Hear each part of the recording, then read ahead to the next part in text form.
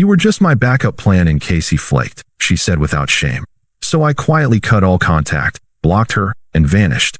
A year later, she saw me with the woman who chose me first and realized too late what she lost.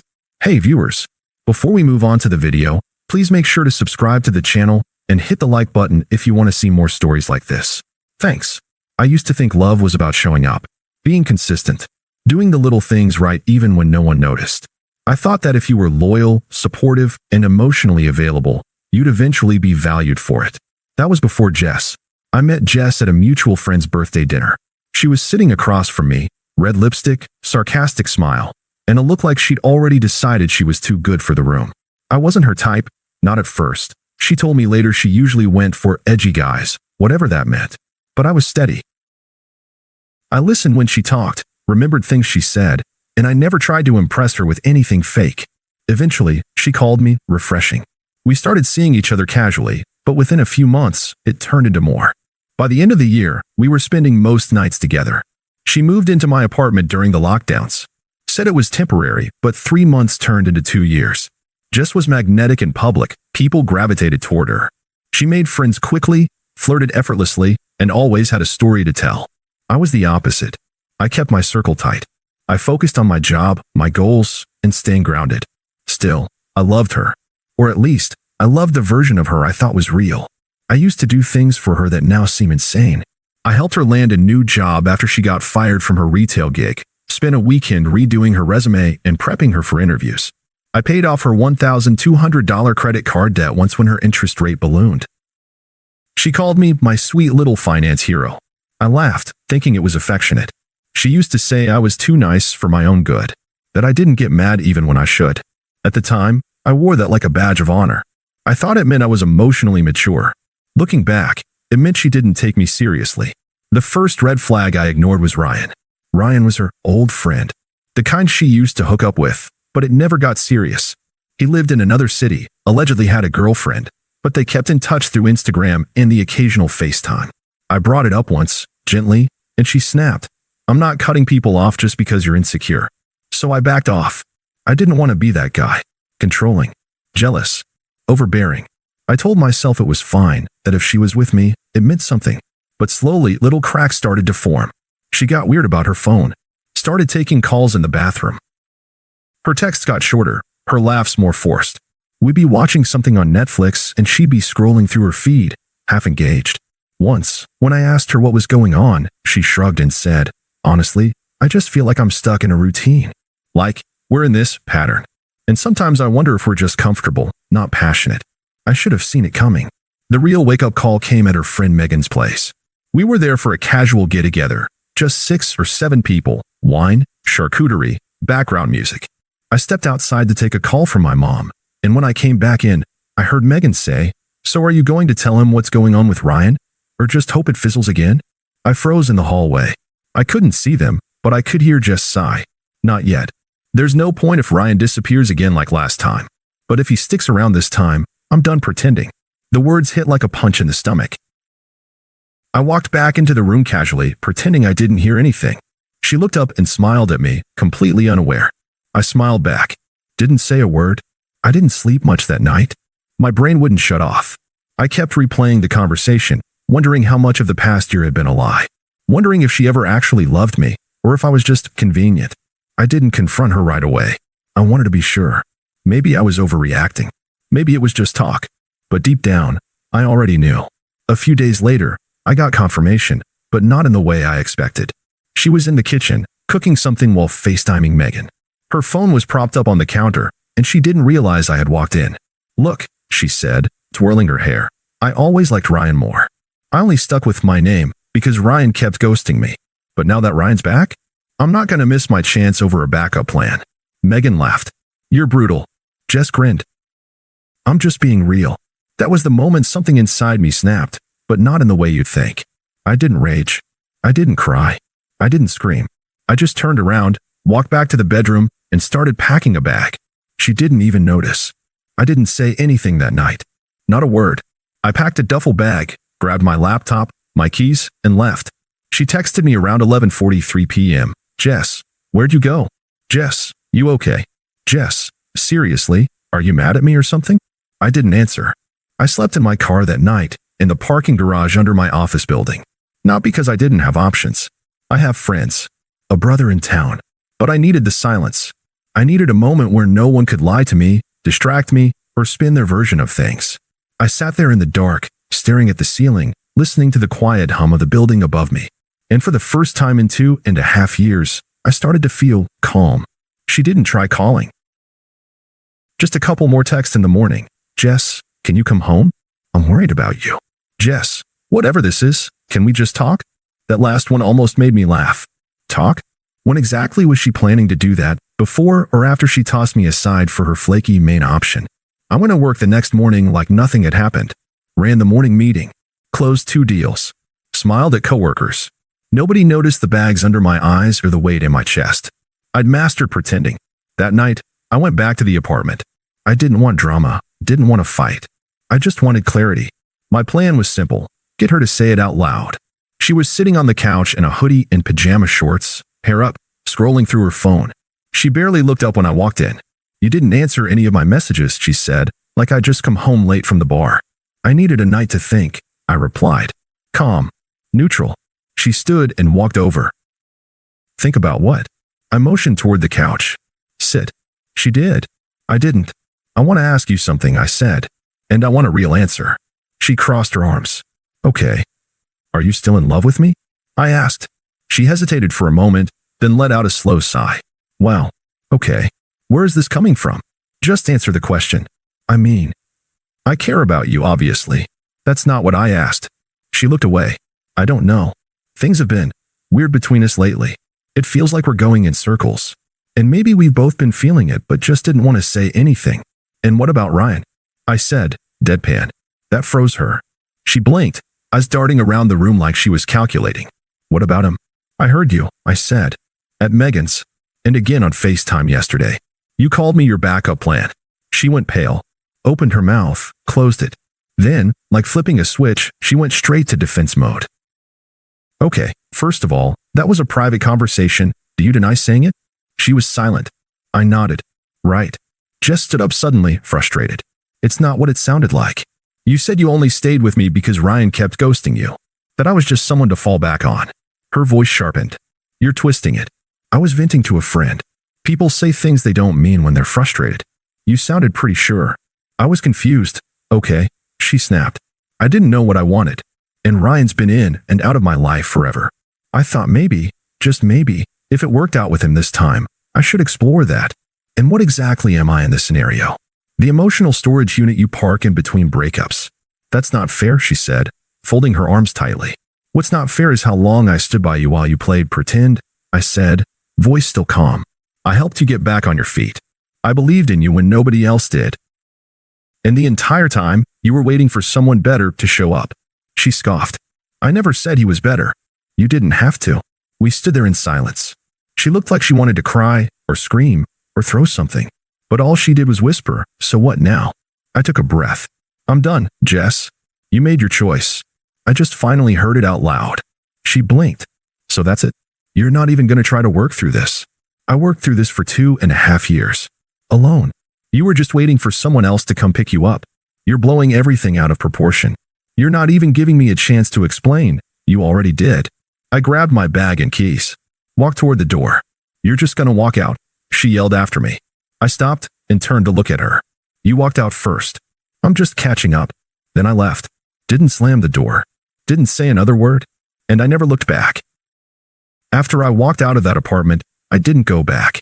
Not for a conversation, not for closure, not even for the stuff I left behind, a few shirts, a set of headphones, some old books. She could keep it all.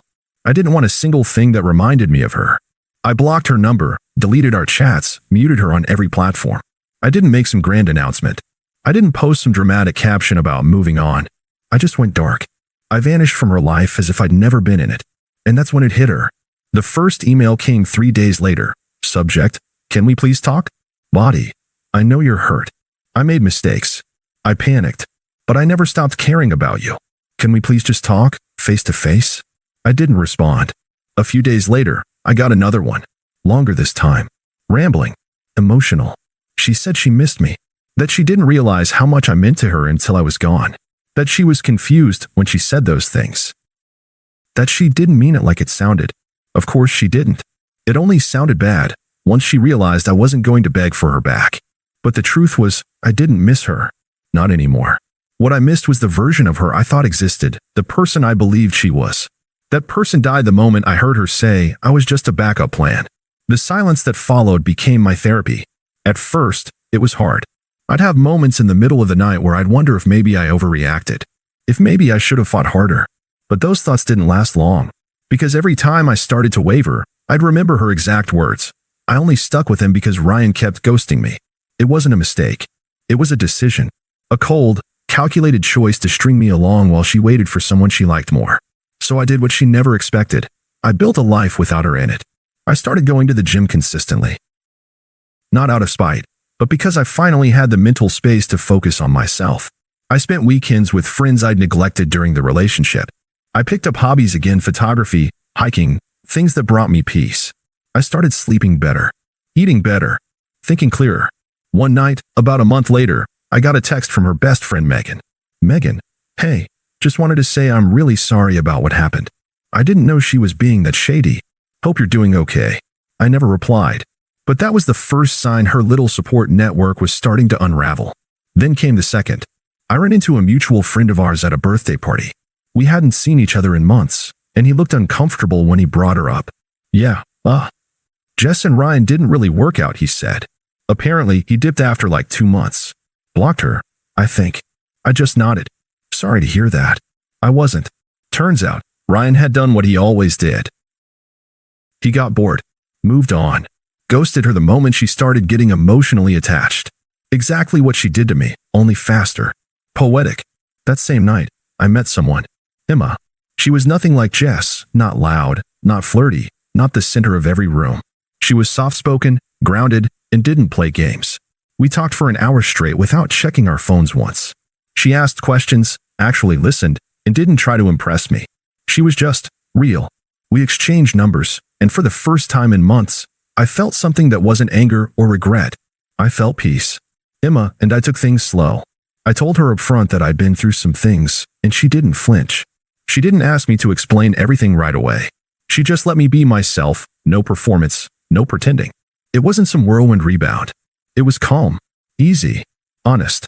And it made me realize how exhausting it had been to constantly prove my worth to someone who was always waiting for someone better. A few weeks after I started seeing Emma, I got another email from Jess. This one was different. Subject, I get it now. Body, I know you probably won't read this, and I don't blame you. But I just want you to know I get it now. I messed up something real because I was chasing something that never existed. I thought Ryan was what I wanted. Turns out he was never capable of loving anyone. And now I've lost the one person who actually showed up for me. You didn't deserve how I treated you. I'm sorry. There it was. The apology. But it didn't land the way she thought it would. Because by then, I didn't need it. I'd already healed. Already moved on. Already realized that people who truly love you don't make you feel like a backup. They choose you first and always. I didn't respond. She'd used her words before to manipulate, to cover up, to justify. Now, her words were powerless. I didn't need them. I had something better. I had peace. About 2 months after Jess's last email, her name popped up again, but not in my inbox. This time, it was on my phone. An unknown number, but the message made it obvious. Hey, I know I'm probably the last person you want to hear from, but I just wanted to say I'm really happy for you. I saw some photos of you, and that girl, she seems sweet. You look really good. I didn't respond. An hour later, another one came through. I've been thinking a lot lately about us. About how I ruined something solid because I was chasing some fantasy. I don't expect anything. Just, if you ever want to talk, I'd really like that. Still no response. She followed up the next day with a picture. A selfie. No words, just her looking into the camera with that same force pouch she used to post on Instagram. Blocked. I figured that would be it. But Jess was never good at taking a hint, especially when she felt the power slipping. Soon, her friends started showing up in my inbox. Megan, hey, I know things got messy, but she's really not doing well. I've never seen her like this. She misses you. I'm not saying you should forgive her, but maybe just talk to her. Sam, mutual friend, she's been asking about you a lot, man. Says she made the biggest mistake of her life. You don't owe her anything, just letting you know. I didn't engage with any of it. I wasn't angry anymore. I was indifferent, and that's what made it worse for her. Because the one thing Jess had always counted on was getting a reaction. And now, she got nothing. Then, about a month later, the final message came. Long, desperate, rambling. Jess, I need to say this. I don't know how else to reach you. I know I said horrible things. I was scared. Ryan was always this fantasy in my head, and I clung to it because I thought I didn't deserve the kind of love you gave me. I've been in therapy. I'm trying to understand why I sabotaged something so good. I still remember how you used to hold me when I was anxious. How you made coffee for me in the mornings. How you picked me up at 3 a.m. when I locked my keys in the car. Nobody's ever treated me like that. And now you're gone. I get it. I really do. But if there's any chance you consider seeing me again, just for coffee, just to talk, I'd give anything. Please don't hate me. Please don't forget about me. I stared at the screen for a while. Not out of emotion. Just clarity. She didn't miss me.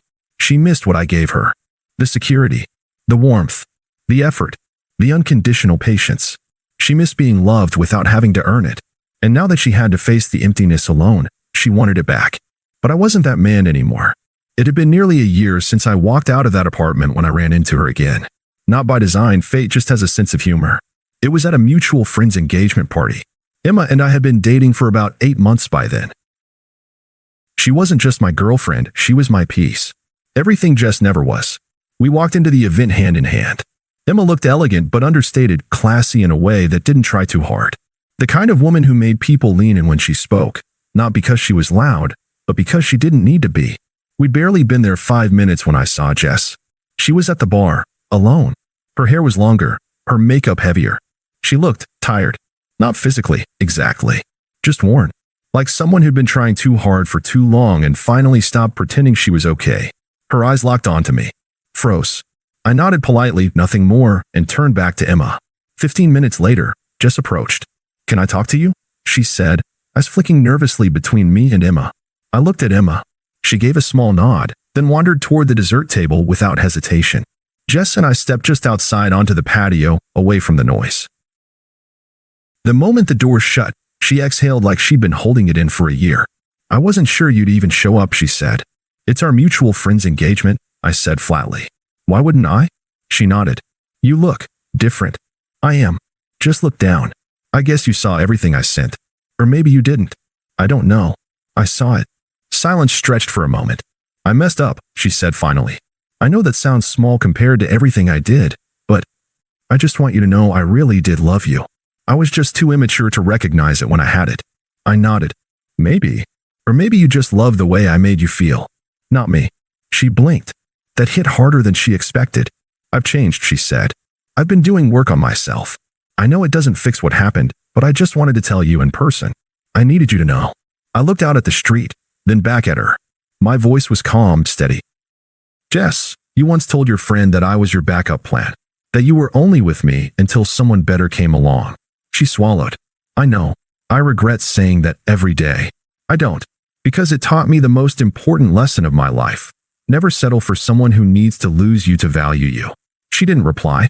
I nodded toward the window, where Emma was laughing with a group of friends. She chose me first, and she never had to compare me to anyone else to know what she had. Jess's eyes followed my gaze. She seems nice. She is. And she's honest. She doesn't need attention from other men to feel worthy. She doesn't treat love like a contest. Jess looked like she wanted to say something more, maybe argue, maybe apologize again, but she didn't. She just nodded. Take care of yourself, I said. Then I turned and walked back inside. Emma looked up, saw me, and smiled like I was the only person in the room. And in that moment, I knew I hadn't just moved on from Jess. I had upgraded from her in every possible way. Jess didn't reach out again after that night. No more emails. No more desperate messages. No mutual friends testing the waters on her behalf. She finally understood. She no longer had access to me. Not just to my time, to my energy, my presence, my care. All the parts of me that she once took for granted. They were gone. Not stolen. Not taken away in anger. Just reclaimed. Because the truth is, I didn't need revenge. I didn't need her to cry or apologize in front of a crowd or beg on her knees. That's not what healing looks like. Real healing happened in the quiet. In the mornings I woke up without that heaviness in my chest. In the calm, I felt walking into my apartment and knowing peace lived there now. Emma and I built something from scratch. No ghosts, no games, no waiting for the other shoe to drop. She chose me the way I always wanted to be chosen, freely, clearly, and without hesitation. And I finally chose myself too. There was a moment, maybe 2 months after that party, when I was cleaning out an old drawer and found a note Jess had written me years ago. A goofy post-it from some random Tuesday. "You're my favorite safe space. Don't ever change." I held it for a second, smiled once, and threw it away. She was right about one thing. I was safe, steady, real, but I did change. I stopped being someone's safe space while they waited for a thrill ride. I stopped being the man someone settled for just in case. Sometimes people ask if I ever hear what happened to her. Truth is, I don't ask. A friend once mentioned she'd moved back in with her mom for a bit, that she switched jobs again, that she's laying low, but none of it sticks in my mind. I don't hate her. I don't wish her pain. I just don't care. She became a lesson I outgrew. A name that used to matter, now just background noise. Like a song you once loved, but haven't played in years. What matters now is the life I've built after her. Emma and I just got a place together, a modest little home with more plants than furniture right now. We spend weekends making pancakes and arguing about whether or not the cat should sleep on the bed. We laugh a lot. We talk even more. And sometimes, when she's curled up next to me with her head on my chest, she'll say something simple like, "I'm glad we found each other." And I always smile. Because I didn't find her by luck. I found her by walking away from the person who never deserved me in the first place. And I'll never go back. Thanks for watching. Make sure to subscribe to the channel and hit the like button.